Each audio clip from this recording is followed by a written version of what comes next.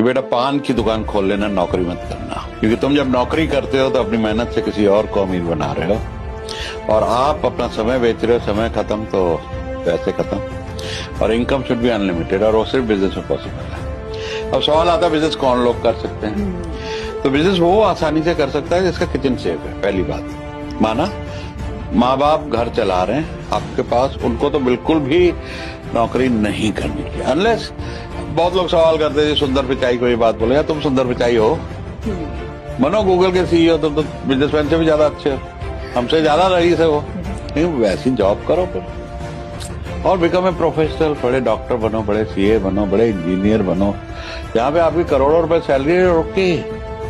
लेकिन अगर mediocre job करनी है आपको, लाख 2 लाख 3 लाख की, तो उससे तो वो टाइम अपने बिजनेस पे लगा, बहुत ज्यादा कमा।